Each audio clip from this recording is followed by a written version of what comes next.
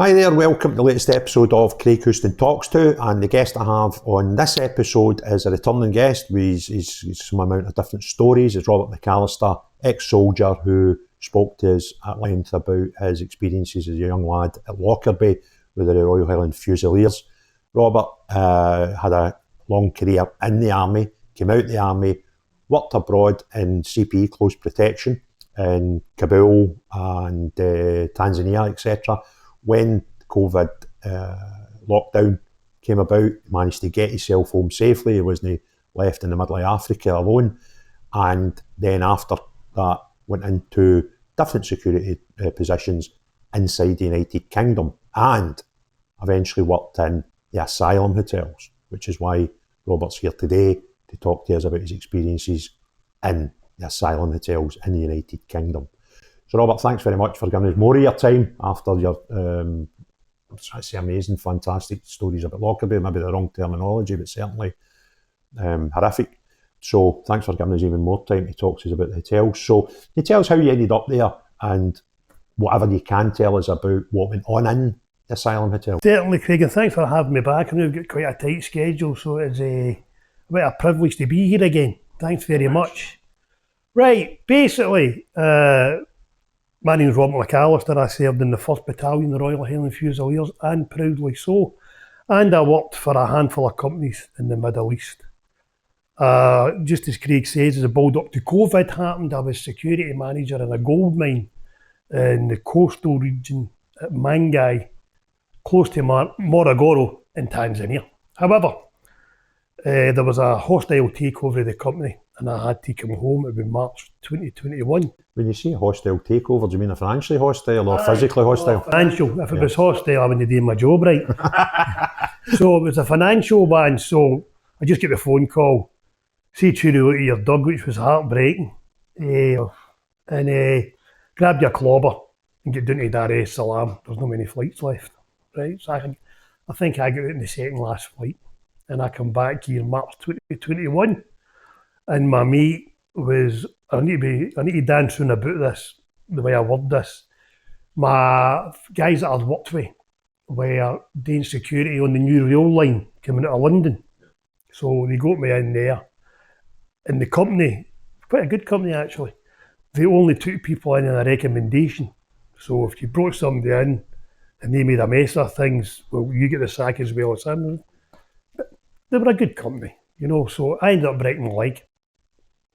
Beware the Ides of March, and I was out the game for 7 months.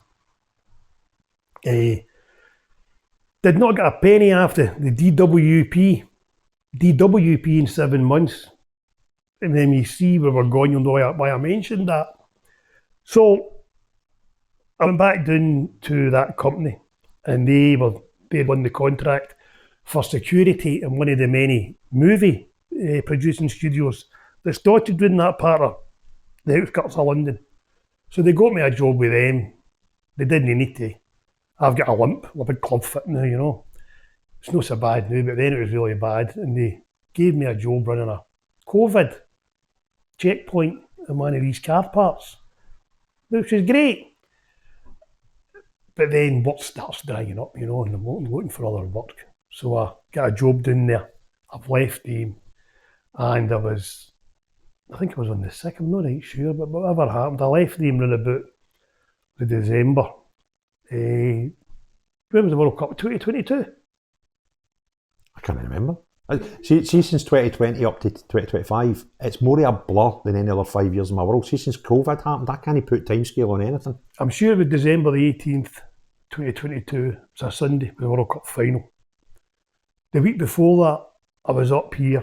You know, I'll never run again, Craig, with my right ankle. So you're stuck to what type of jobs you can do. You know, you're not going to go to Ukraine. You're not going to go there.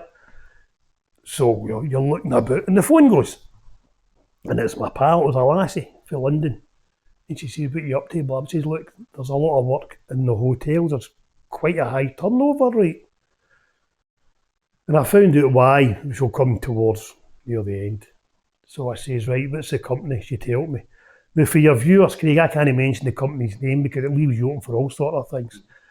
If you want to know the companies of them that were the security providers for these people, these hotels. It's on the public domain. Go look, you'll find it. So I phones them up. I said, "Hi, morning, this is Robert McAllister. I sent you my CV." It was bizarre. They went, "Yes, we're just about to phone you. There's plenty of work here. Where would you like to go?" And I said, "Well, when do you need me?" They said, "By the end of the week." This is the week before the World Cup final, December 2022. Send us this, send us that. And because I was in full-time employment at the time, it took a lot of the checks out. Now they said, "Right, there's a phone number. We're going to email your phone number or whatever, WhatsApp. Phone the guy, join the WhatsApp group. You're going to a hotel in Luton." Fine. Now, when I worked for the media company outside London, quite a big one, we used to get visits for the police and the anti-terror branch, and they told us that there was at least 5 known terror units and Islamic terror units in the area of Luton, and they thought there was a lot more in London. Is London? Sorry, 5 in Luton itself. Luton's not a massive place. No. Luton's smaller than Glasgow. So basically, you've got 5. They were saying you've got 5 terrorist units. I'd say it's 5 gangs you've got it within the place. They're giving you that impression, right? But that's the way it could go, but that's unchecked, right? So I'll come back to that. So she'll go to Luton. So immediately your hackles go straight up, right? I mean, this is Britain. This is the south of England you're getting into, the capital. This isn't Baghdad or Kandahar or Kabul or some places under occupation, right? Why are your hackles going up? Why are you starting to? So he take me to the hotel, and I goes to Google Maps, and I looks at it, finds out where it is, packs all my kit. They say, "When you meet start on the Monday, 23rd, can you come down a day early?" They call this ramping up, Craig. There's nobody arrived yet. They're just getting all the bodies in place and they're sorting it out. So there's no rush, but there is a rush, right? So whatever it was, I was going down on the Monday to start the night shift. And the guy said, "Come down on the Sunday, get yourself settled in." Fine, okay. So 10 o'clock in the morning, I'm in Glasgow Central. I've got one foot on the train. I'm not driving because you can't get parked in London. You don't know the lays and the crime rate down there. And I'm no flying, which I should have flown because I went and ended up near Heathrow anyway. But I get the train down. My journey's all planned. And the phone goes and they said, "Look, that job in Luton's not happening now." And I said, "All right, I'll just get back." She said, No. She said, "Oh, no. Plenty of work here, plenty of hotels need bodies." So she must have been through about 20 to 30 hotels, right? And I said, "I need my accommodation." I've got a pal in Watford I could stay with her. She rented rooms with it. But you don't like to be paying. You're trying to say, that's the whole object to go to London for accommodation to save that money. Spend up to £1,000 in digs there. You know yourself, Craig, you worked there years ago. So she said, "Right, there's one in Hounslow, near Heathrow Airport." I said, "Well, I'll go there. I've been in Hounslow before, years ago with the army. It wasn't the same Hounslow that I knew all these years ago, that's for sure." So, fine. So you get there, phone this guy, can't mind his name. He get the sack later on. One of the managers, he said, "Phone this number." I gets out the tube at Hounslow, phones him. He says, "Right, just here's the directions where I get." He says, "Hounslow Tube Station." If you know the Hounslow Tube Station, it's overground. You come down the stair. Walked up to the next corner and across the road there was a Ramada Hotel, and that's where I was going in, right? So it's one of the hotels, it's something along Good Friday, or that 70s decor and all that, it's not been looked after, just kept going. So I gets in to the hotel, it was 6:30 at night, the World Cup final was still playing. I think it went to penalties or whatever, I can't remember, but it was still playing. So I get in, opens the sliding door. It's meant to open automatically, you had to push it open. Come in, a wee foyer. turn right, 2 lifts, there's the desk. I think I took you in there.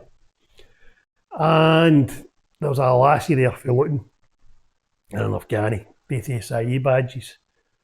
And the lassie quite politely says, well, this is a Home Office contract, we're not open.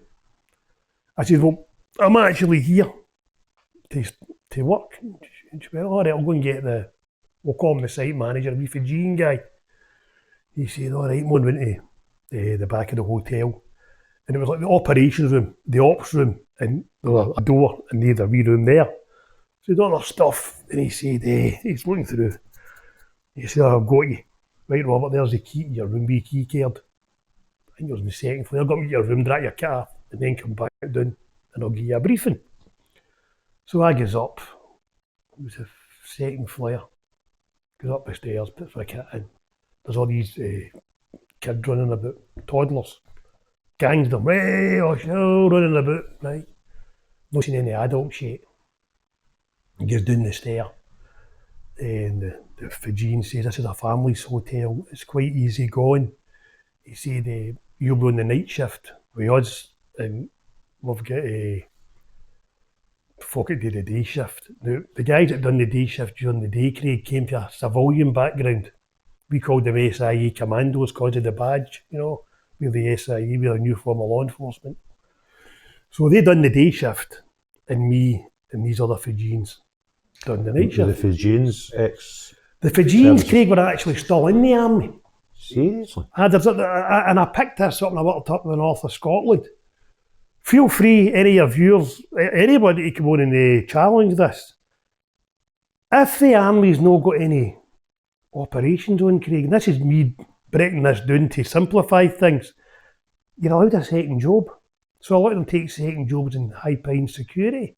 They might declare it, they might not declare it, that's up to them, but whatever it is. So these guys that were Fijians had either been serving in the British Army or they were still serving, right? And the big guy I was on, he was still in the army, no names mentioned. And he said, tomorrow, when the big guy comes down, he said, you need to say this to him. He said, he didn't want any non-Fijians working in this hotel. I said, what? Laughing and joking, army banter, you know. The Fijians arrived in the army after I left, Craig, to bump the numbers up, but the Fijians have always been loyal to the British Army. All the Commonwealth countries have been loyal to the British Army. And a lot of the guys from the Commonwealth that are serving in the British Army now have to apply for a British passport. They don't get it automatically with their MOD 90, which they should. So they're in these hotels, don't know where they're going, and we'll come to this. So this Fijian who was coming in the next night, what a funny later, they weren't coming in, they were all helping each other, they were finishing one job and running down and helping their mates to the next, and then whatever, you know. Fiji, there'd been a couple of coups in Fiji with the Indians trying to take the country and they weren't happy, and the Fijians were sort of seeing parallels with what happened in Britain with the influx for the boat people. So in the hotel there was us, our security team. There was another security team there. I called them the PSD team, but it wasn't, it was a coach team. And they were based in at Manston in Kent. And that was where, when these people come off the boats, they get took in there to get processed, and then they get told where they're going. And 2 years would go in this coach, one at the front, one at the back. And there'd be an escort vehicle, and they would take them to our hotel they're going to. So that's where these other Fijians were coming from. They were finishing that shift to come and give them a hand. So the hotel was starting to empty. You know, I was there, they were starting to find people. And we were on the night shift. I was just watching the moves. I had no intention of staying there. I was trying to get to a job in North Scotland. I wanted to see what was happening in the hotels. And I bet I stopped and fall in a gap with wages. So the hotel was starting to empty. As the hotel empties, the Fijians are showing me how things work. He said, right, they get to this car park round the back, they come in this back door, they come in here, they've been processed already, there'll be Home Office staff with them, and they'll get their toiletries. So if there's a family there, and they've got toddlers, they'll get cots, nappies, baby formula, and other things that newborns and toddlers would get, right? We get 3 meals a day in the hotels. The food was not of a great standard. So you couldn't live on what they were feeding you. So I would go out next time to a restaurant, quick food. There's all these places in London now you go in. There's like wee cafes, and I'd do that. So nothing's happening. They're showing me the ropes, this and that, and that's fine. Now, as I said, the hotels are empty and everything's fine. And then this other wad come in. Now, they don't call them asylum seekers or economic migrants, they call them service users, because they're using the service we provide them.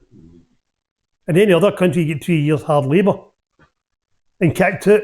Here, they're giving you a house, money. It's bizarre. Who is behind this? I might give you an answer in a minute or two. So I can remember, and the guy said, many of them have come here in the past couple of days on the boats, right? Now, the boats from France to England in December couldn't have been much fun. I mean, there is a degree of bravery there, Craig, right? But a lot of these people are in these hotels just didn't come here on the boats. They're students, they're this, they're with work visas. It's a whole melee of nonsense that nobody else in their right mind would put up with, right? So this guy comes in with his wife, lovely couple, and they were from Northern Iraq. And he said hello, and I said hello. He said, could you do an enormous favour, could you, my friend? I said, what's that? He said, could you charge my phone for me? I've run out of charge. I says, aye, come back in an hour and get your phone. He said, oh, thanks very much. And the phone was freezing. I said, right, like a big ice cube. So I put it on. And he came down about an hour later and I said, there's your phone. He said, I'm not getting any money, I don't want money. So away he went, and he came back and he said, I've got a present for you. I said, what's that, with a pomegranate? I said, oh, thanks very much. He shouldn't have bothered. So I spoke to him quite the thing, and with him came a family, an entire family, minus the pensioners, from Baghdad. Big family. Now, I said in another podcast, it was about 18, it might have been slightly more. But there was one guy, the head of the family, and he reminded me of a poor man's Alexei Sale, right? But he was nice, and he was polite, and he was doing his best for his family, whether we like it or no, okay? But he had one black sheep of the family with him, and he knew he was a black sheep, and he was a pest, right? So, these hotels under Alnwick prisons, they're Alnwick hotels. All they need to do is book in and book out. I mean, you need to know where they're going, or somebody can come and get them, whatever, and some of them never come back. I'd be a liar if that happened in our hotel, but the numbers don't make up what they're saying either, Craig. There's a lot of them come in here, get that, and they've got family here already. As has been proved in Glasgow with the influx here, as they settle down roots, they all come, and they come in mass, right? They come strength in numbers. Whether they're coming here to cause it or coming here to better their life, that's another debate, right? But this family had came here, and I comes down, my guy I work with says, that whole family for Iraq's went AWOL. How many is the family? 18 plus, right? So I said, right. So let them check their room, their doors are open. The rooms are immaculate, right? Now just to give you a picture of the hotels, I used to tell this earlier on. This was a 5-level hotel. Ground floor, kitchen, bar, reception. Then your first floor, which they called the mezzanine level, was the first floor, second, third floor. Now, they were saturated to the other flares, right? Some may come in, stay a couple of nights and they'd be away, but some could be there for weeks, you know. So, with these 3 Iraqi families together, 1, 2, 3, they're no there. Don't know where they are. Rooms are immaculate. The other rooms in the hotel, these 3 were spotless. The rest were a mess. They'd actually tidied the place up, and away they went. So we think they're AWOL. I think they're AWOL. The next night I comes down, for my shift at 5:30 for the takeover, and all the Fijians are there. All the day shifts there, the night shifts there, and they've got more guys coming down for the coach teams, right? Now it's 5 o'clock, back at 5. It's either the start of January, end of December in London, freezing cold, and the Iraqis had come back, and the Fijians have got them all outside stalling. Staying up to date with events around the world can be difficult, where it's impossible to consult a single source for the full story. Narratives that shape public opinion often just reinforce media and corporate-backed vested interests. It's hard to know what information to trust. See what the media is exaggerating, sensationalising, over or under reporting. That's why I've been using Ground News. Ground News is an app and website that combines news from around the world in one place so you can compare coverage. For every news source, you can see if it has any political bias, how reliable the reporting is, and who owns them. They even have a blind spot feed that highlights news disproportionately covered by one side of the political spectrum. Take a data-driven view on the news and stay current. Get news from thousands of sources worldwide in one place. I've been using Ground News to help me get all the world's news in one place and give a more balanced opinion on what we read and viewing who is telling us the truth and who isn't. Subscribe via my link to get 40% off the Vantage subscription. It's the one I use to get unlimited access to every feature. Your subscription can not only help my channel, but also help Ground News, as it makes the media landscape more transparent. Like something at the war's hot horizon, right? Facing the war. And the old guy's in, the head of the family. Nice man. And he's trying to explain, right? And the story was this. And I actually could go with the latter on this story. Which is the Iraqi guy. They had come down. They had told the guy on the desk they were going to Manchester. They had permission. And because there was that many names to get booked to, the guy just went, aye, right, no bother, mate, and didn't fucking book them in. So now they're able. So they've come back and they're trying to explain this, right? So there's no home office interpreter there, right? This guy's got limited English. We don't know Arabic, right? So we're all there. It's getting tense, right? Shouting and bawling, voices getting made. And the brother-in-law comes in, the black sheep of the family, and he starts shouting and bawling. So the head of the family guzzles him and flings him out back into the street and tells him to beat it. He knows he's a bum, right? So this is going on and on and on. The phone's going, I can't get an interpreter. So we knew this lassie who was fluent in Pashtun Arabic. She was up there, right? So we get her down. Lovely lassie, heavy set. And she's talking, she's interpreting. So the black sheep of the family's come back into the reception now, right? And he's talking, he's furious. And the old man's trying to do a deal, right? And the Fijians are the budget. But she's now explaining what has happened. And they're now starting to move for the ante as to how can we accommodate them when the room's still there, right? But that's one because he can't speak English and we can't speak Arabic. We don't know what he's saying, this black sheep of the family. So the guy who's beside me, who's a Macedonian Australian, what that one out? Aye, right. I still talked to him last week. And he had an understanding of Arabic. He said, but don't tell them because I want you to, and I can't do it, I just know. So the lassies talk, and the Fijians going, right, and everything's coming down. And that an impasse with something. And you see her face changing, mate. Glasses when you're actually by a fright, and the wee black sheep, and my mate said, he's just told her, your pals will always be in charge, and don't forget who you came for. What's to that effect, right? So we get some back in, and he was signing out every morning at 5:30, so he was going somewhere to work. And London's that big and we've not got the facilities. We just there to sign a book, right? So, a couple of days go by. We're out to the weekend. We'd done the rota, what's been the end of January? We'd done the rota for February.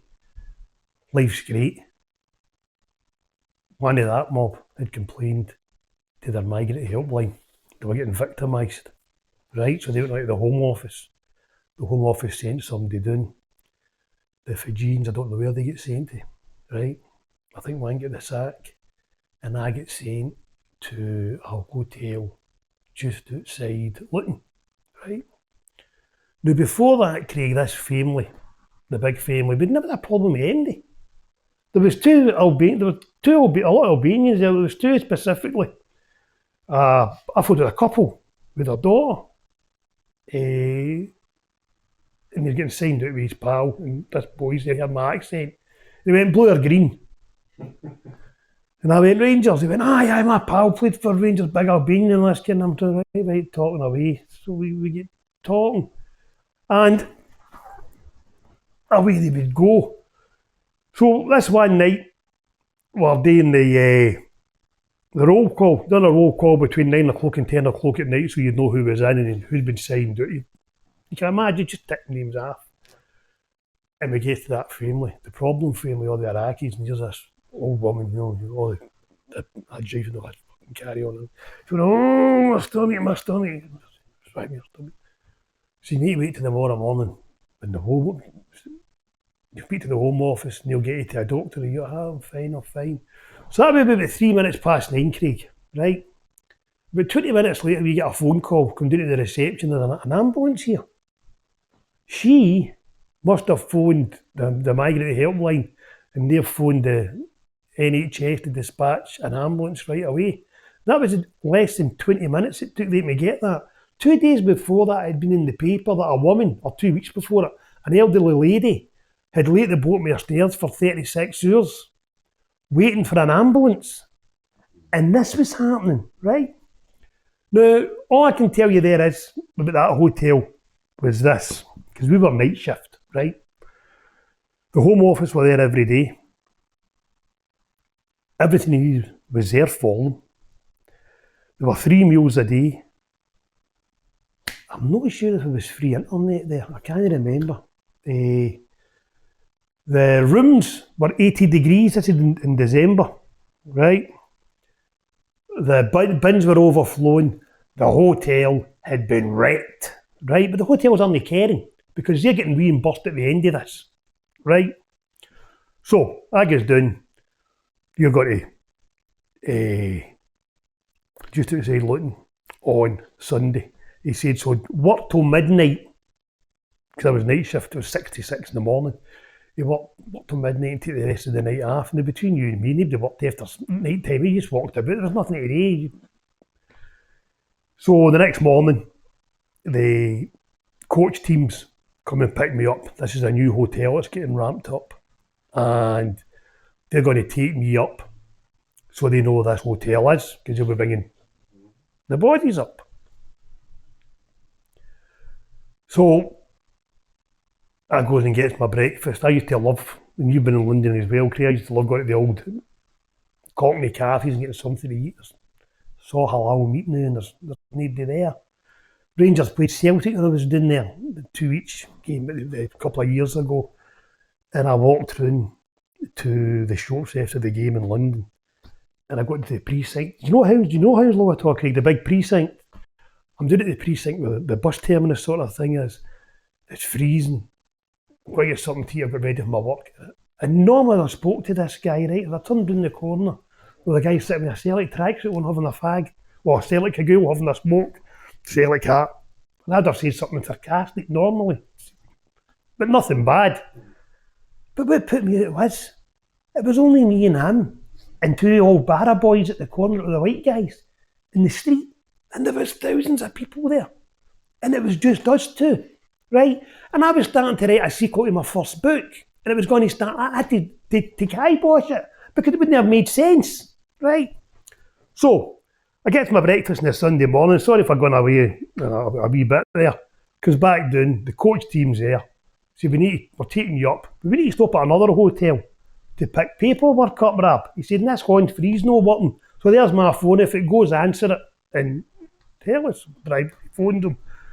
I phoned him, he phones him, and he said, right, and then as we're going up, they phoned back. Stay in the car park when you get to the hotel. Phone us when you're there, and we'll come out and give you the paperwork. There's an outbreak of scabies and lice in here, and I think it was diarrhoea and vomiting. The stuff more or less got held there, and then the doors shut. Right? So we go to there, short drive up to this other hotel, and it's just outside Luton, right? The big church across the road from it is where Henry VIII used to. I think Henry VIII broke for Catholicism in that church. A bit of history there, right?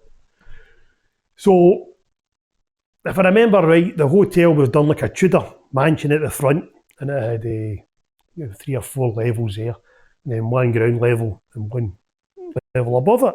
Hotel was empty. Big, lovely hotel. And him that plays Picard in the Star Trek movie, he used to go in there when he was home for his lunch. Is that his name? Aye. He would go in there for his lunch, right? So we're getting there. We get to about 10 o'clock. The guy said, just hang loose till 12 o'clock, or I'll leave your bag somewhere. We're briefing at 12 o'clock when everybody arrives, and I'll tell you what's happening. So fine. So we're sitting there. Murphy Jeans come in. Scouser come in, boy for Liverpool. We got the briefing. It was going to be a hotel for single meals. 200 plus. Wow. Right. A bit busier than the last one, then, eh? Well, I didn't actually get that for Craig because by the time I left, my pal Kildy, still big fella mentioned, I was to go to his funeral. It was the 19th of February, I think that was. And when I was in Glasgow, after the funeral, I got a job offer for a job in the north of Scotland, but it was like a 0 hours contract, right? But you were guaranteed it till they found a place. And it was away from that, because by now I'm starting to go, I was in the British Army. I consider myself British. This isn't British what's happening here. This isn't what I want for the country. Now I'm not saying don't help people, but there's limitations here. You know, you can't build churches in Saudi Arabia. You can't work about with Bibles in some places. And part of this country now is subjected. But we'll come back to that. So, we're sitting there. 12 o'clock comes, the briefing comes. There was 2 companies, I'm not mentioning their name in case it leaves open for prosecution or something, right? 2 companies, we'll call them the racketeers and the profiteers, right? Because all they're doing is making money after kith and kin, betraying their nation, right? Full stop. So they're giving us the briefing. The drink at lunchtime is free and fast flowing, by the way, big brandy glasses full of white wine, right? 2 women. So they come in, and they give us the briefing, all gilly giggles, big heavy lasses, like they're fucking boyfriends in their life, right? So all they spoke about was that lot. So, they have got the owner of the hotel, that's a woman, and she's waiting for her husband to come, because she's over at the other hotel getting that ready for them, because COVID nearly wiped us out, right? So the guy, the Home Office hadn't been there. There was a guy for the company I worked for, and the racketeers and the profiteers are saying to the lady, the owner of the hotel, we've got to put in, how many rooms you got? Say she did 160, right? We're going to put 2 in a room, £50 a night. She went, no. These rooms are big enough for 4 single beds or 3 single beds, right? The greed, right? The greed and the betrayal of a nation, mate. So, they said, all right then, we'll get the security team and put the extra beds in, as if we're all labourers. So I said, I'm not doing it. I'm just going, I went for a kit man of the room and let them do it. So when I come back down, the Scouser had been put off site because he wasn't working with single men. He wasn't for such. He didn't mind helping families that were on the run for these people. He said, we don't know who these people are. So he got sent to another site and gets sacked when he got there. No man, no problem. So they're still no coming yet, right? And they're still talking. So now this hotel has got the other hotel on board for these people, right? So that's £200 a night times 200 every day to infinity. 365 days a year, mate. These people are going to be, no the asylum seekers, the invaders, the migrants, the economic workers, whatever you want to call them. Know them. The government is paying the racketeers all this money. It's all taxpayers' money, right? So they're laughing and they were sending up a recce party to get the other hotel done for them. And you've saved my life. You've saved my life. That's fucking nonsense, right? So we're sitting there and we get all that done. You see, that's the rooms already. The boys came and got me. And the woman said, "Who's in charge?" I was the oldest, none of the Fijians pointed at me. A couple of British boys there. And they give us money. I'd be a liar, Craig, if I give a figure on it. But it was enough to buy 10 guys a decent dinner on a Sunday night, a takeaway, right? And that was it every night. If you don't want to eat that, well, just come and see us and we'll give you a chit, right? We'll give you the receipts back and we'll cash it in. So they're coming tomorrow, they says. We're up there. Nobody came. Now I was supposed to go there either as 2IC or in charge of the site. But when I got there, I was told there's somebody else coming to take the site there. I know the guy's name, I'll give you after. I'm not seeing his name on this, you can look it up yourself. They say the new site manager's coming tomorrow. And it was an American. Now it's an American doing working for a British security company that's dealing with migration. An African American, not anything to do with it. I'm just saying why was an American, right? So he says to me, "You're on the night shift." I said, "I'm going the night shift." "That's fine, I've just come off the night shift." And he said, "That's for you, you're the boss." And he said, "No, I'm not doing it. Rob's a senior soldier, army numbers and all that." An army thing, so I get lamped with it. You weren't getting paid any extra money, Craig, right? So you weren't doing any extra work. So when he went to his bed, I said to the guy, he said, "They'll be here. You do 4 hours after and come back, round robin, right?" So, as I said, they're not coming. There's another briefing the next day. And it's us, the profiteer and the racketeer, the security manager, the American bloke. And I think that was it. And the story went somewhere like this. The boats are ready to bring the service users there. The boats have been numbered in France. They are getting taken to the shallowest part of the channel, where they'll get picked up with the border force and escorted into Manston and then processed for dispersal into the hotels and then dispersal into UK life, right? It gets a wee bit beyond me after this. We're all looking at each other, you know. So we're getting a routine now, we're waiting for them coming. And we had to sleep in converted stables. Just a bed for the night and a toilet and a shower, right? They were to get the 5-star rooms. So they couldn't find 6 rooms for us, we could have shared. We had to run the back. Now where we were, it was converted stables, Craig, then a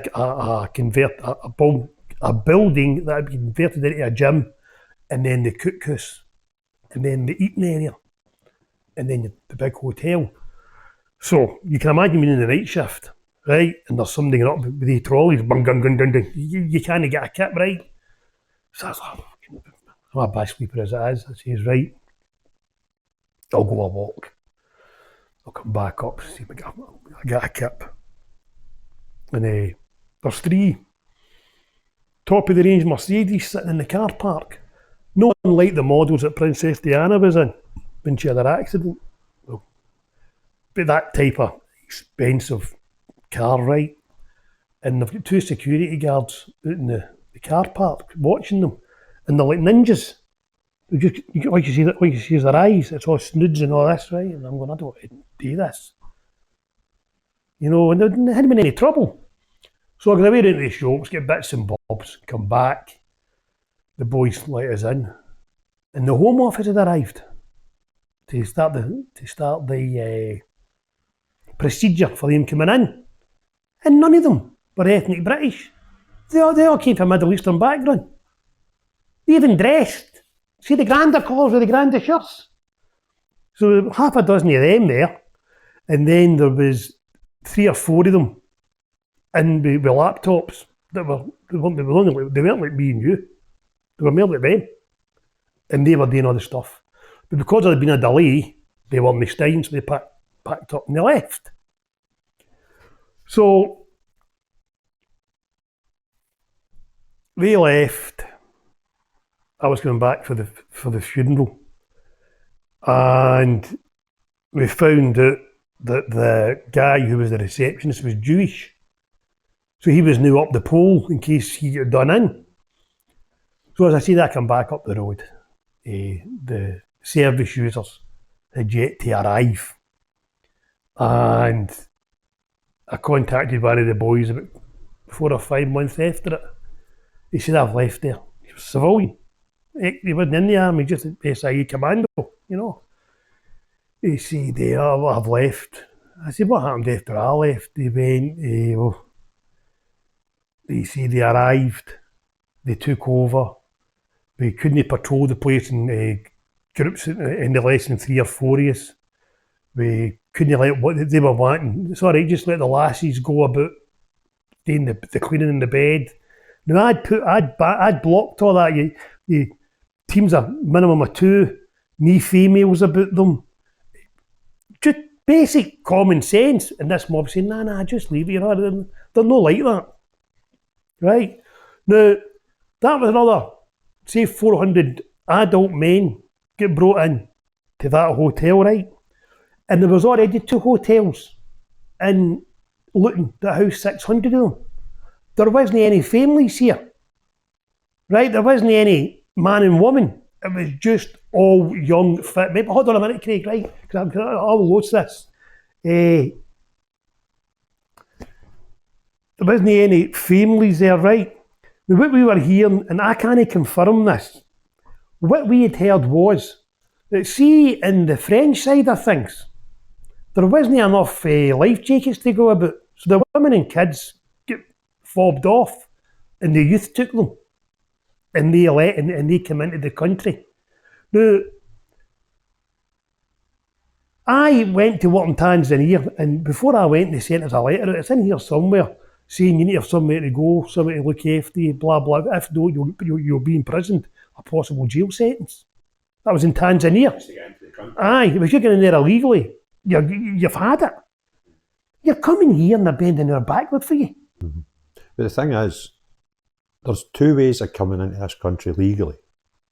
You can apply for a visa, or you can claim asylum. And both can be done before you get here.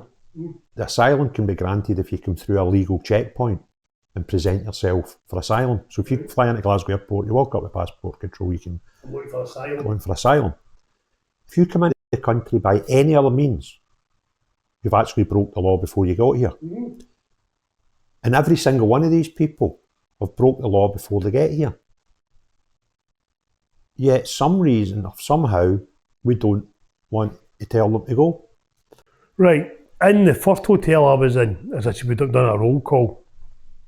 We'd always start at the top. What were we doing? Getting old. So chaps this door. Chap. Who is it? Security. Open the door. Wait a minute. The door opens. And it's a lassie from Nigeria, I think. Mid-20s, her and her sister. Mid-20s. I don't know their background. Their mother's with them. She's ages with myself, right? What can she do in this country, mid-50s? And the granny who can hardly walks with them. Now, I'm not saying do this and do that and don't. They'd took my granny Ellen and my old nana into America for their end of days, you know what I mean? But what's wrong with Nigeria? I don't know Nigeria. Nigeria's part of the Commonwealth, I believe. Why would anybody need to... People go on holiday to Nigeria. And Albania. Right, so why do people need to flee? There's no civil war. It's the money. But my thoughts are, for 28 years, every government, Tory and Labour, that's getting to power, presented a manifesto to the electorate saying we will reduce the amount of illegal immigration and illegal fake asylum seekers. And every one of them, it's got worse. So they've not done what they've said they can. And I just think it's because they can't. Because what we've done now, we have created an industry. And you've mentioned the 2 hoteliers who are making... The profit here, I'll tell you the company names after we come off here. So we've now created this industry that you've got hoteliers You've got people you worked for would have been making a right few quid. The interpreters, even the Home Office employment have went up to keep these. You were saying there was 6 and 10 folk for the Home Office just for it, right? You'll have the lawyers getting a legal aid, right? So we've now created this whole industry. And when you have an industry that's a license to print money, some really unscrupulous people like to get involved in these things. And I'm not prepared to accept anymore that the UK somehow is a bastion of standards and our MPs and our civil servants and all our people in establishment don't take bungs. I used to believe that, but I'm not going to. And when you're giving people the opportunity to become millionaires and billionaires, say the hoteliers, for example, the people supplying the security, the people supplying the meals, all these things, all these people can become rich. I'm not prepared to accept that none of them, I'm not saying them all, I'm not even saying the majority, but I'm not prepared to accept that some of them don't find ways of thanking people financially for creating these industries. I was doing there New Year's Eve, Hogmanay, 2022. So, I'll jog your memory. It showed you that night when the bells went in London at Big Ben for the fireworks display, whatever. There was that many people there, they couldn't hold them back and they all just rushed in, right? So that night, the guy who was in charge of the day shift, Craig, was an Afghani, right? Now, the evacuation for Kabul, the surrender of Kabul, the politicians, not the fighting man, had happened in the previous summer, and this Afghani gentleman had come across. He'd managed to get out. Good for him, because all my interpreters that we worked with, the Canadians got them out. We can say what we like about Trudeau. He evacuated that embassy as best as we could, right? I don't know where this guy came from. And never once did I meet any Afghanis there who had worked for the coalition, right? So he said, Rob, you do me a favour. I said, well, I can't mind his name. I said, not a problem. He says, I'm going out tonight for the fireworks display. He said, you might not get me on the phone, but I want you to stand in. And not a problem. So I was in there. Now, I never looked because the computer was on. I didn't want to go in, right? But before 5 emails came through, and it was all EU.com. Aye, I mean, that was... Well, you mentioned something that I don't want to say too much about it. Somebody gave me some information that we may look at in a podcast in the future about some claims about intelligence and the data we do have actually on these people before they come. But you're telling you how many were coming, when they were coming, what was going to happen in their route. That shouldn't be happening. And see the company that I work for, and this is why I'm not telling you their name. I'll not be too clever on this. I'll be as blunt as possible. That security company that I worked for had surveillance teams on them that were monitoring them. Counter-surveillance and anti-surveillance. So monitoring who? See the guys that were coming down like yourself, podcasters or people that are interested in saving Britain, who were down there taking numbers. Well, this security team had put surveillance on. So anybody that you see that puts on these videos where they go up, they'd have been getting surveilled with other people. Wow. Privately? Aye. And then a lot of these guys are ex-soldiers and they found out what's happening and they left the company because they've seen how bad it is. This is no longer contracting. This is facilitating an invasion of your country. Winston Churchill's speech, 1940, a large part of the country is subjected or whatever. This is what's actually happening now. So, the hoteliers, they're making fortunes. The security companies are making fortunes. Even the people that supply furniture once they leave the hotels are making fortunes. Bedding, clothing, food. Yeah. I'll tell you one thing, and people might not like this, that food that they're feeding the service users isn't, you can tell by a bowel movement, the strength of the food you've had, that there was no nourishment in that food. You couldn't eat it. Sorry. It was rotten. The one outside Luton was a lot better, but that one in London was awful. Aye. So, here's another mad thing, right? See when you were in the family hotel, on a day shift, it was a day shift busier for security than Well, the day shift was ran amok. That's why they put the civvies in there, because they had more of a, not so much as a bite in their reply, whereas we might say, well, that's not happening. Aye. So, how many security officers would they have on in a day shift roughly? I think there was 4 on during the day and 3 is at night time. Right. And I remember, 2 seconds, sorry. I remember one, this might answer your question, if no, sorry. I come down one day about 2 o'clock, because after a while on the night shift, you can't sleep all day, right? You're up at lunchtime, whatever.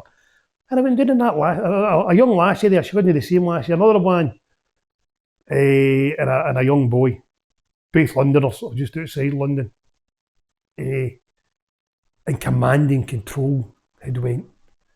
All the Waynes were running about nuts, writing on walls, screaming, going busy, arguing. And I said, what are you two doing there? I said, it's the garden. I said, that's the first point of contact. This place should be immaculate. I said, get all the chased. And then that Afghani came down and he says, no. I said, well, I'm telling you, mate. Fucking rid of them. But, right, so there's 4 guards on a hotel with how many rooms? The first one? 5 flares, say about 100 rooms. 2 to 3 a room? Sometimes more, sometimes less. Maybe 300 people? Oh, for 300 people, Craig. I mean, when you passed through that day in London, was that hotel we're talking about? Aye. And it wasn't a massive reception area? No. Right. So, who are they guarding? Are they there to protect the people that are inside it, or are they to protect us that are civilians running about it? This could put arms and legs on it, Craig, right? I didn't witness this with my own eyes, so people can take this with a pinch of salt, right? But I would take people to take it with alarm, because this is the type of place we're in now. We were told to be on the lookout. See these people traffickers? They had been coming into hotels once people had been here. They must have been wanting more money. And these were facilitated. The civil service was facilitating them. They weren't phoning the police. They just give them their money and get them away. Now, I didn't see this, so I can turn with somebody and say, oh, rubbish, rumour control. You're hearing from within the industry? I'm hearing from within, people that I worked with, and people I've always seen since I left that hotel, but I still trust them. So, but who are they there to protect? Are they there to protect the people, the service? They're there to administer the service units and look after, make sure that nobody comes in to disturb the tranquility of things like that, Kerry. Because see when you see these ones where you got a guy with a camera and they walk up, normally a nice country hotel, and they walk up the driveway and they don't even get to the reception. That's what I was getting to. They're mob-handed. And have you noticed something? The security now doesn't look like us. It's their own kind. A lot of them struggle with English. Yes. So they're there to protect the service users then? Yes. In the hotel. But the hotel's wrecked. Now that hotel in Luton, I remember them saying to her, the lobby coming shortly, and the other heavy set lassie said, I hope there's some good looking ones in like the last time. Well, I can carry on, mate. I'm like, what's going on here? What is going on here? The drink, and then there were, it was just unbelievable, mate. So, was there any illegal activity going on in these places that you were? If it was happening, I mean, I know the smell of the old Jamaican Old Holborn, right? There was none of that. A lot of them don't drink, being pious Muslim, right? I heard that after I left the hotel, some of the staff had been sexually assaulted. Staff had? Mm-hmm. Did that lead to any? No, I don't think so. No. As a matter of fact, the guy said to me, one of the reasons I left Rab was cost cutting. They were only wanting 2 security guards on there, one at night time and one at day shift for all that mob. And the one in Luton? Aye. Wow. So the one in Luton. And the argument was, any problems, you had to phone the coppers and they'll come. And the guy said they had sexually assaulted female members of their staff, they had wrecked the rooms, but that wasn't a problem because at the end they just built a home office and Joe Muggins here pays it for them. But to answer your question, Craig, with my own eyes, no. But without a doubt. I mean, half the ones in that hotel in London were working for £1.15 an hour.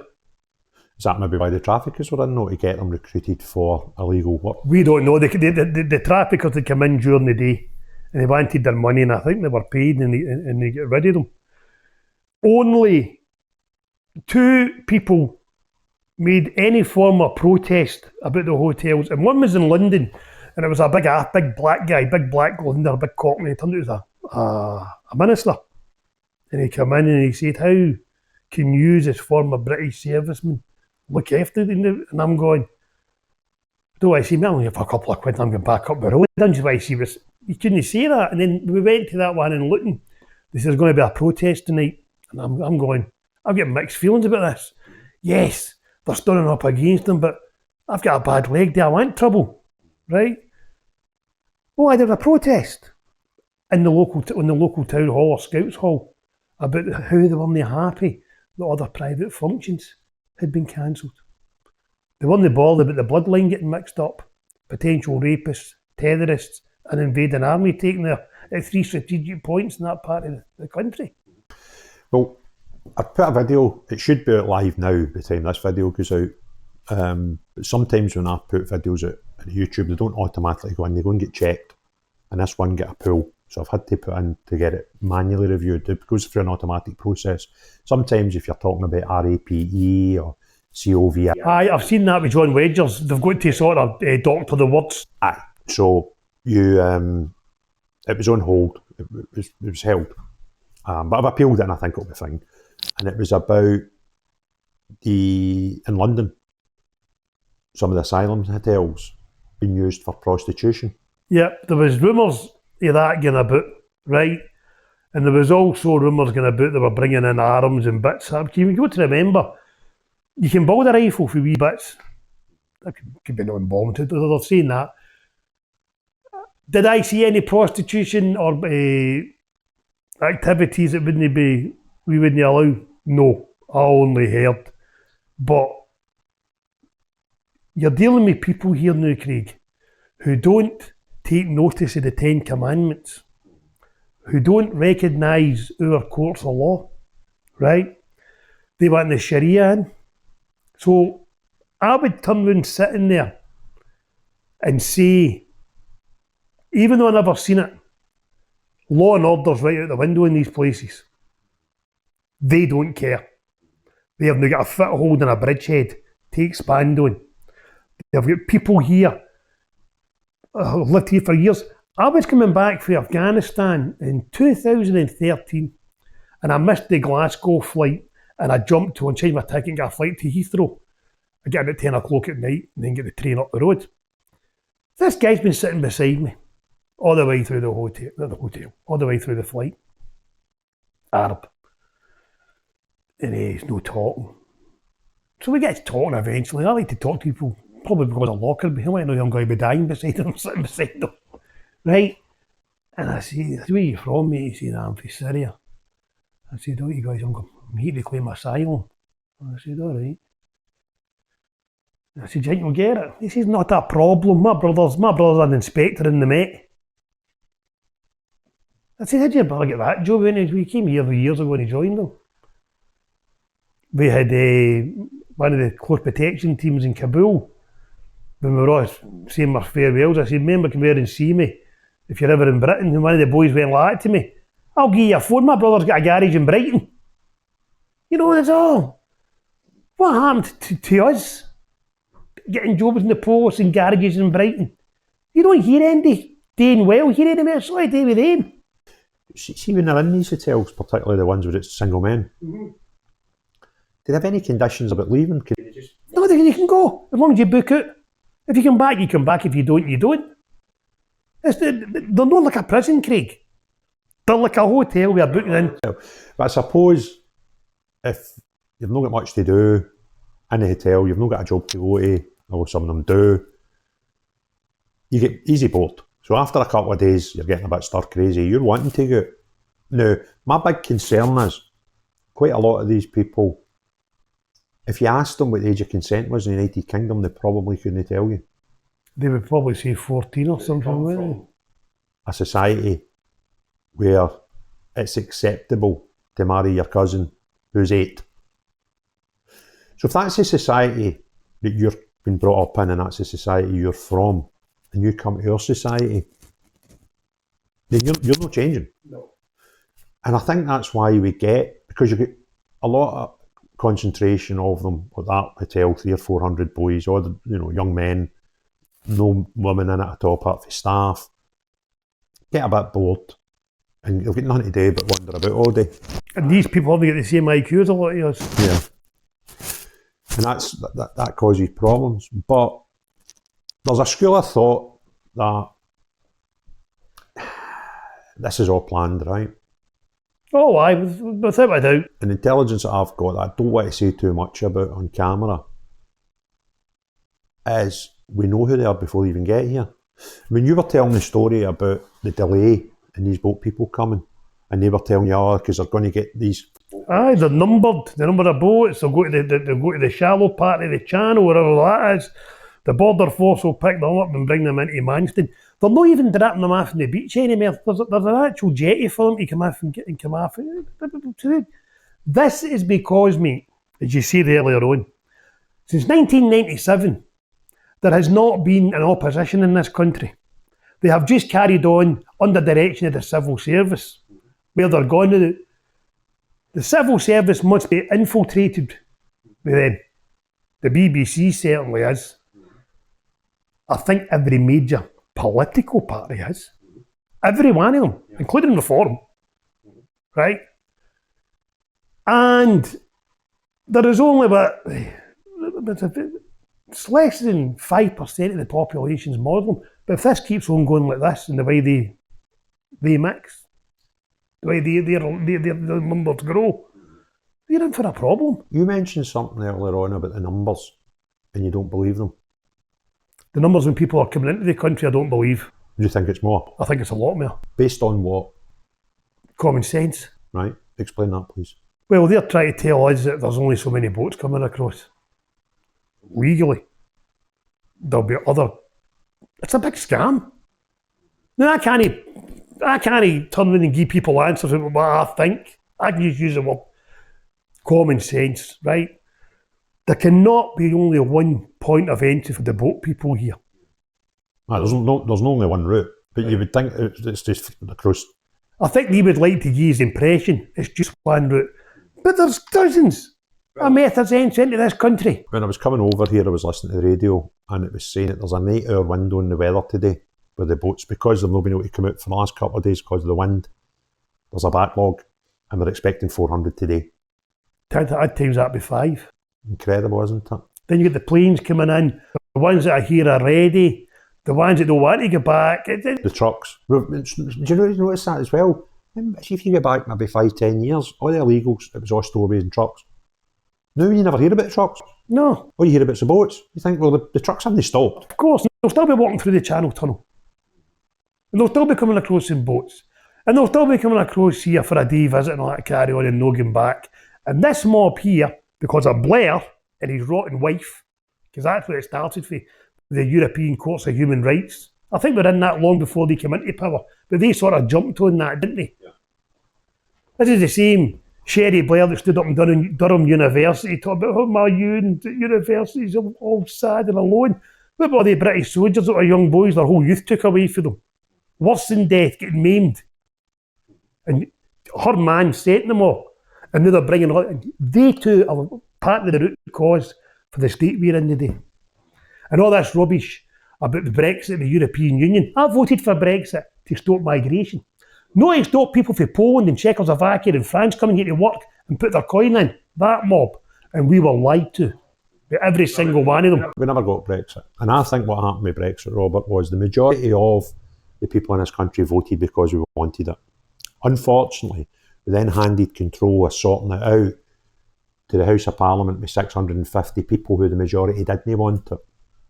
So we gave these people the task of doing what the British electorate wanted, and by a majority. Because their globalist agenda didn't want it.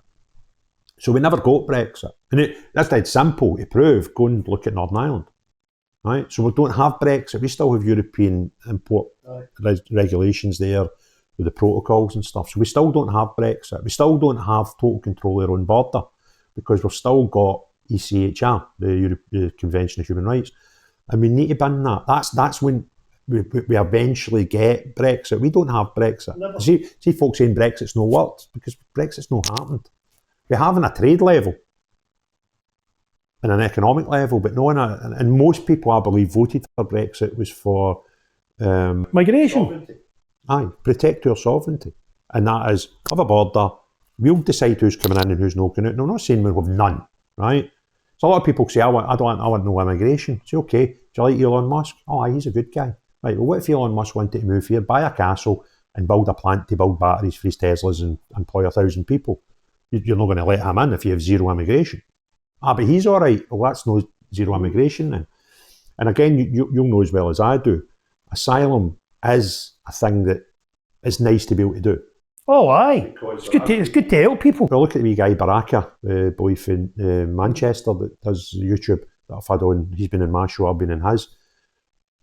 His family fled the Congo.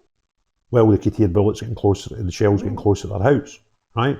Genuine asylum. But his family spent 17 years in an asylum camp, refugee camp, before they get allowed to come to the UK. Now, if it wasn't for all these fake asylum seekers breaking the law by even coming here illegally, his family wouldn't have. He was born in this concentration camp, refugee camp, and spent the first 14 years of his life there. Aye. So that doesn't need to happen. If we could say we could take 10,000 refugees a year, right? Back to before the 90s, we were immigration probably 30 to 50,000 a year. That wasn't a problem. But now it's 1.2 million. That is a problem. So we need to put controls in, and we've not controlled that. We still haven't, although that's why certainly I voted for Brexit, and I would imagine quite a lot of people, not the only thing, but it was one of the main reasons. Let's have our own sovereignty back and control of that. And we just don't have it. And now we've created these industries. They'll know, all these millionaires and billionaires will not want their paychecks to finish. So who are these millionaires and billionaires? Who's their pals in government? Who's their pals in the Home Office? Because I'm not being funny. There'll be good people in the Home Office, sick to the back teeth of what they're having to go and witness in their work every day, right? Mm-hmm. But I'm not prepared to believe, and you can see it with what happened in America with the US aid. There's civil servants there on, making a lot of money. There'll be government officials making a lot of money. And that's how it's hard to beat. So we've created this industry now that quite a lot of people don't want to finish. And of 28 years of government saying we will cut it, and none of them's cut it. Now, the Labour Party have come out, and the figures might be right. They've sent, they reckon, more people home out of the country than we have for the last 10, 15, 20 years, whatever the figure was. Now, I'm quite happy to accept that start to be true. But what they failed to tell us is the amount coming in is at record-breaking levels, even in the boats alone, and the official figures on the boat. And they're queuing up to get in. Right? So the figure's actually getting worse. It doesn't matter. You go, we've sent 20,000 home, or 32,000 home, whatever the number was. Great. But we've got more coming in than we did last year. And they don't know who these people are. You could have Chechnyan commandos in, you could have this lot, you could have Hamas, Hezbollah, Al-Qaeda, Ansar al-Sunnah. The list is endless. But to be fair, they might not know who they've got coming in. But there is a school of thought and something that I might be doing something about soon where they do know. Because it's had suggestions to me, and I'm trying to be very careful what I say here, that people within our government might actually know names, dates of births, histories of people before they even leave France. And if you consider that a possibility, you think, so we've got that, how do we get that intelligence? And we still let it happen. I remember years ago, Craig, Sangin refugee camp was there, and that's where they must have all congregated, and it's Graham's and legs, it's insane. Was that a test? When they were doing that, was that the aim test? Literally testing the water, because all the female interpreters, they were all English, and they started going with the locals, the refugees, right? So I've seen the videos, dancing on the beaches. Aye, right. So I left the army in 1995. I'd just come back from Bosnia, and I stayed in the Kingsway Flats in Block 50. Was getting emptied to house asylum seekers. So that was 1995, nearly 30 years ago. So now it's becoming critical. And it's as if the British public is docile.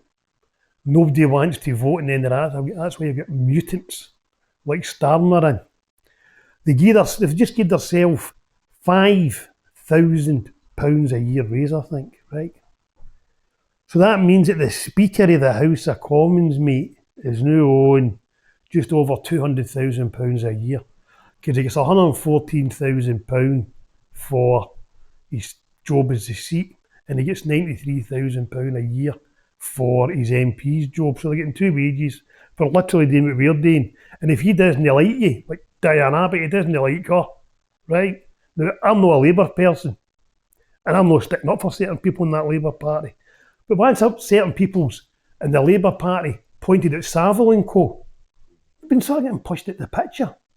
It's as if there's an agenda in the House of Commons. I don't know too much about the House of Lords, but it's as if, you see them, then there's something to do with their pay or their expenses, and there's a vote, the place is mobbed. You couldn't get an envelope between some of these seats. But if they're debating about asylum or homeless servicemen, there's half a dozen there. Well, I was down in London in the London School of Economics, middle of March. It's March? Yeah. First week of March. Can't remember the date, that's terrible. And doing a political speech. And the first half was Lord David Owen, who was a old Labour cabinet minister. He then fell out with Labour. Went to the Liberal, didn't he? Became the SDP. See, I was formed the SDP. There was four of them. So he was up. He was very, very interesting. He's a Lord. But during his interview, he said he's left the Lords. He's never returning. He's offered to give back his title because it's corrupt and he doesn't want to be part of it. Now that shocked me because I've had this theory that we might have loads of people that are corrupt, and that's why we have this immigration industry. And we were up in the second half. There was 4 years up in this panel, and we done our bit. And I was desperate to speak to him in the green room. I'd spoke to him before we went out. He was a nice guy. What's going on? What is it? But unfortunately, when we finished, loads of people come from the audience to say well done and ask you something, and I was like, I could see him walking out. I didn't want to be ignorant. So I don't know how long he's going to be in the green room before him and his wife are in their 80s and they go. But the 5-10 minutes I get held behind, by the time I got in, he was gone and I couldn't ask him. But I've no reason to disbelieve him, because if you're going to give up your title, your position, and the £200 to £400 a day they get for going to their work, there must have been something behind that. Oh, aye. So if I can accept that there's corruption in the House of Lords, then that opens up the possibility that we've got corruption everywhere. I think, Craig, and this might be another podcast. I mean, my podcast channel hasn't touched on this yet. But I think, and how do we word this without, there's no other way to word it, the grooming gangs, in my opinion, in Yorkshire, were protected by Asian Labour councillors. So that's a form of corruption straight away. Yeah. And how many, 2 seconds before anyone will, how many politicians, policemen, knew about the grooming gangs 20 years ago and just, forget them? There was a thing in the newspaper, I put it on Twitter last night, and I'm going to go and research it more, but the headline was that there was police and council people had abused the victims. Yep. So that means that they're part of it, and that would give you good reason to understand that there would be a cover up. But we've done an hour on this, Robert. It's flew in, isn't it? Just let me say one thing before you go. You sound like Columbo there. Ah, well, I was watching a send-up of The Godfather, and it was Hail and Pace, and it's at the start of Godfather 2, and the guy comes in and he says, Godfather, my daughter's been raped and all the rest, and blah, blah, blah. And the guy's playing the Godfather, the fat one. He said, how did you not go into the police? He said, the police had done it. It's so innocent a joke, but you can't trust them anywhere. Mm-hmm. And again, there'll be good cops. There'll probably be more good cops than bad cops, but the bad ones can make a bigger impact. Well, they need to pay their mortgage, don't they? And their fast cars. But anyway, Robert, listen, it's been fascinating talking to Craig, thanks for having me. you. Insight you've got, and you've got your own channel. You want to tell? Aye, thanks Craig for kindly having me on to share some of my tales. I've got my own channel. We've got our own channel, a couple other people, ex-soldiers, and it's called Eyewitness Podcast. You'll get us on YouTube, Spotify, TikTok, and shortly Patreon. Craig, thanks very much for having me. No problem. I'll put the links to the channel and stuff in the description for anybody that wants to see it. So there we go, folks. One another fascinating hour with Robert. Second one is done after the initial one about Lockerbie, what he's seen and witnessed as a young man. And please go and give him a follow on his channel on YouTube. As I say, in all these videos, if you want to help spread this video, you can do 1, 2, or 3 things. Hit the like button, put some comments below, or hit share. That'll help the algorithm and put it in more people's timelines. However, if you've not already done so, please hit the subscribe and the notification bell. But the most important thing of all, unless you're the type of person who's making plenty coin from this industry that we've created called immigration, and are actually betraying your own people, then no you. But everyone else, have a great day. Cheerio, bye now.